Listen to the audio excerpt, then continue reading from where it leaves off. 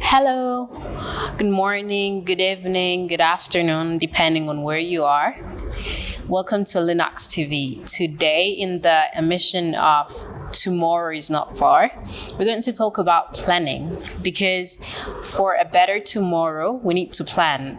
We have that idea from many other people who are important, who marked history, and in my life, I have really seen that planning helps a lot, because even though improvising can sometimes help, but it's better to plan ahead for a better future, for a better life. These are some quotes from famous people who talked about how planning can be important in somebody's life and somebody's way to success. So quote number 1, we have Benjamin Franklin, the guy who made electricity. He said, by failing to prepare, you're preparing to fail. Now mark this. Nobody wants to fail in life. Everybody wants to succeed. Everybody wants to become rich. Everybody wants to make something out of themselves in their lives. But then if you fail to plan, by not planning, you're planning to fail. And quote number 2, it's from Yogi Berra. If you don't know where you're going, you end up someplace. And mostly the place, it's a place where you weren't supposed to be, because when you plan, you're like, I have an objective and I know how to aim for something. But if you don't have an objective, if you don't have a target, you don't know how to aim. So planning will help you get where you want to go, not end up anywhere that you weren't even supposed to go. For example, you were meant to be an athlete and then you find yourself being a mathematician, and you don't even love what you're doing, when our jobs take a larger time in our lives, more than even our school. So if you pass the bigger amount of your life doing something you do not like, you will live a miserable life. So that's another disadvantage of not planning.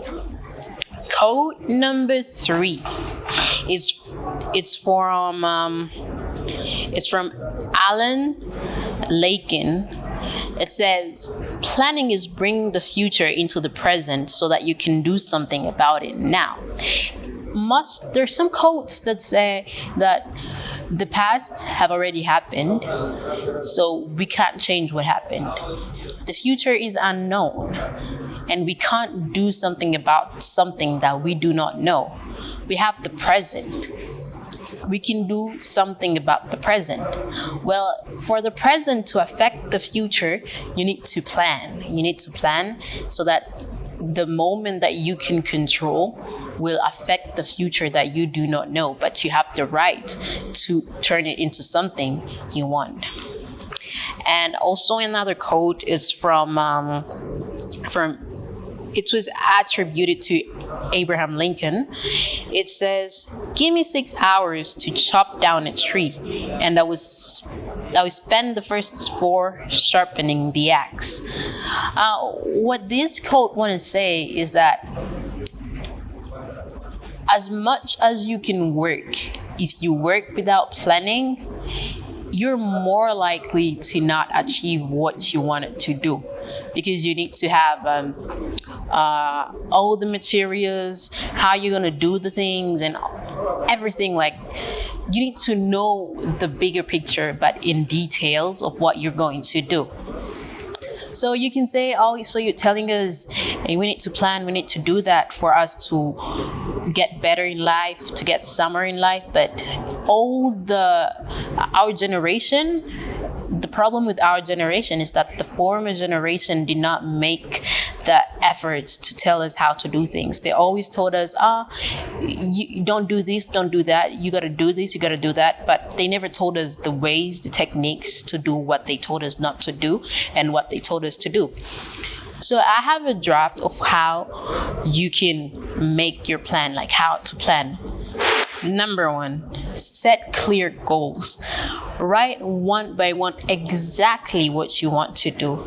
I want to do this. I want to do this and that and that. Number 1, number 2, number 3. Make a list of things you want to do. It's better to write because writings last than words, so they last longer than words. So you need to have somewhere you write down your goals, your list, everything you want to do. And as much as we all have bigger goals, like I want to do this, I want to do that in the future or even tomorrow, but we need to just make them into small things. For example, you want to become an actor. So on the way to become an actor, what are you going to do? Are you going to go to acting school? Are you going to go to auditions? Just write one by one, little by little, and make it little things that are manageable. Okay, they're manageable and they're specific, achievable, measurable, and also relevant and time bound. There are things you can start doing now to achieve what you want to do in the end. And number 2, break down tasks. Make them it's also part of number 1 when you make the goals and then you break them down, like I want to do this and that at this time in this moment like this. Number 3, prioritize. We need to learn how to make priorities, to know what comes first, to know what comes after. You need to make things that matters the most and then make priorities, have something that comes first, because most of us have problems of prioritizing something. You have to stop doing other things, but if you really want something, you need to prioritize it. Number 4, using planning tools, just like diaries, agendas to write down and all of that, or even some software tools. And number 3, creating a timeline. You need to make the time. Just like the list, make a list of when you're going to do the things that you say that you will do. Number 7, use mind maps. Visualize plans and ideas just to have a broader perspective and just connect your task and your goals and how they're going to come together to make you arrive on what you want to do.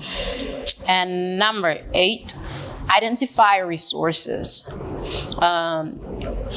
Resources, I mean like time, money, people, tools that are needed to achieve your goals.